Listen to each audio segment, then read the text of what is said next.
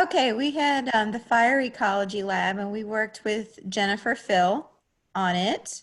And we had a couple of elementary teachers and a couple of high school teachers as we were working through. So if you can go to the next slide. All right, so our big question we were asking was, how do natural events affect ecosystems? Okay, next slide.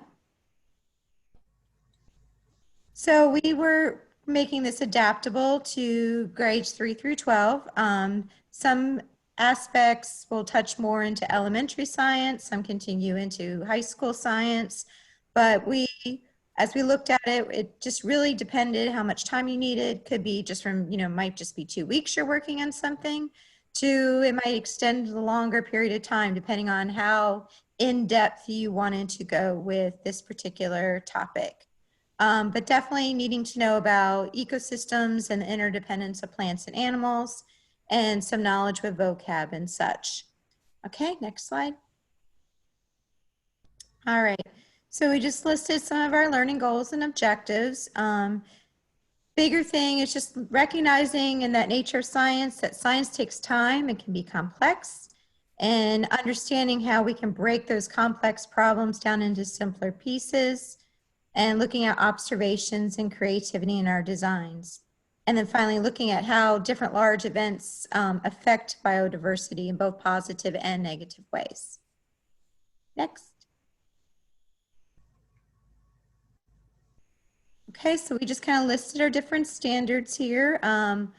Looking into, we broke them down into elementary science initially for 4th grade. So we had a content standard that is there, as well as our nature of science standards that are there. And if you go to the next slide, we have the high school standards that we have listed as well too, looking more into different things that happen, catastrophic events, secession, so on and so forth. All right, next one.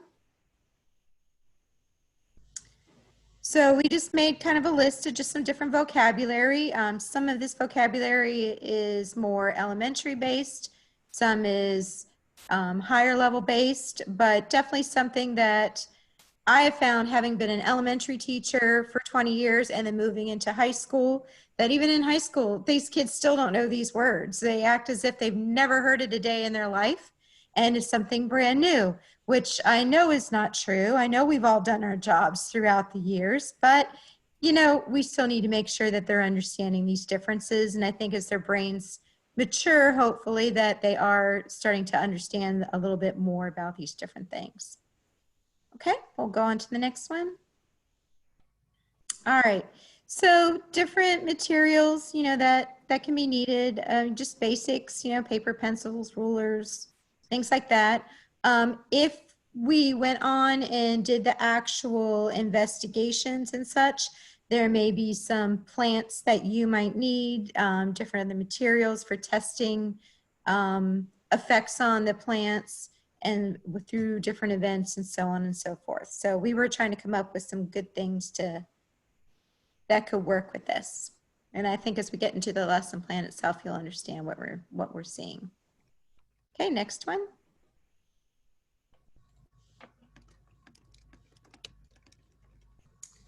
Okay, thank you, Colleen. My name is Julie Thompson. I teach in Lee County, and I'm elementary. Colleen is high school.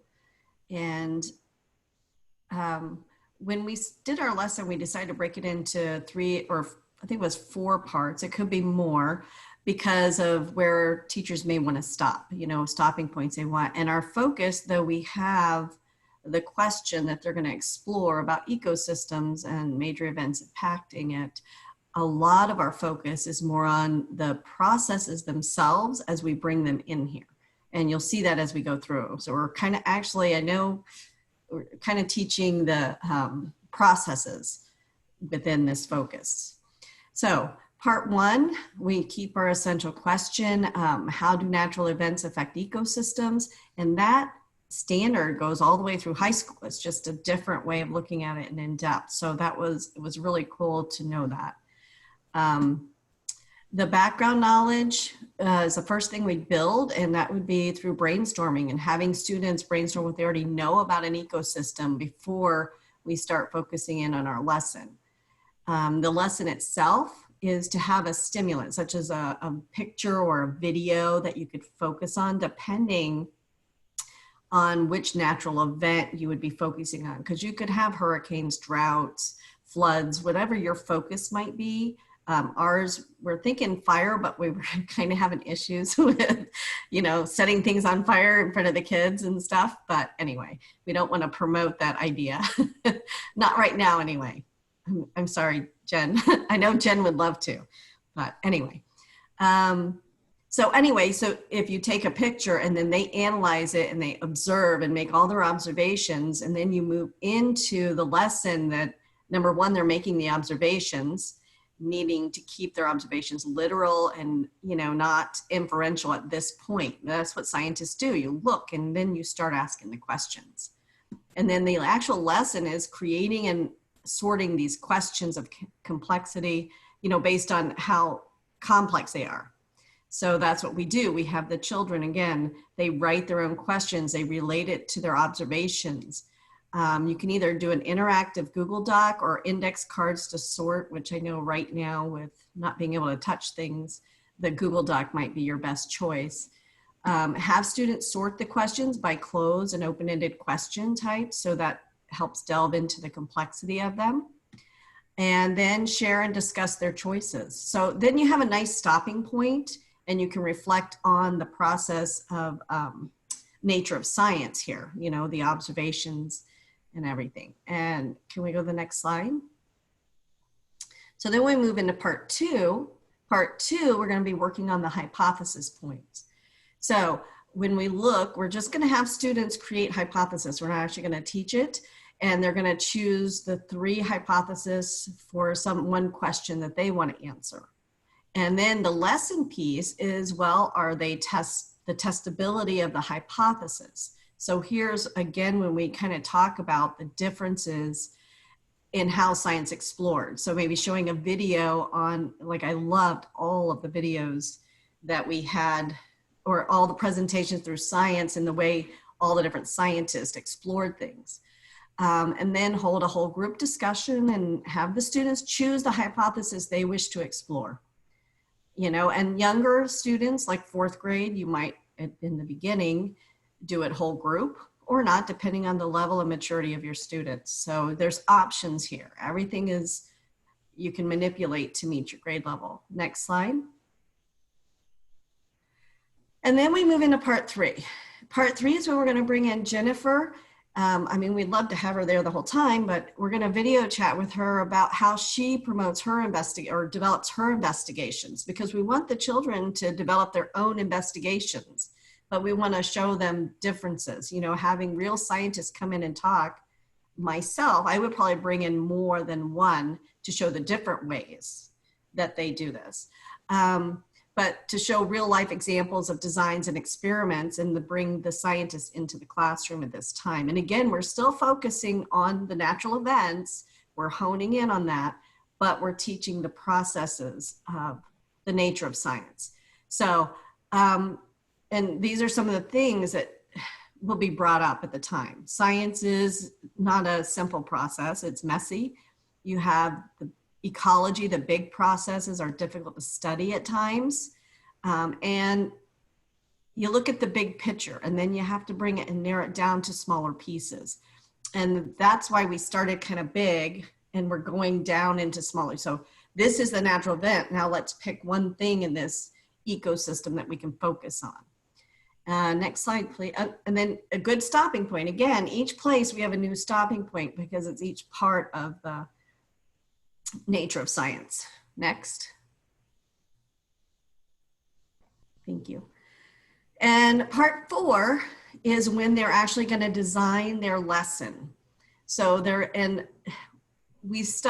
they carry it out, see the time frame for us, because depending on how they carry it out, and if it is with plants, it may take longer, and that's good because then they know the process of science doesn't happen overnight.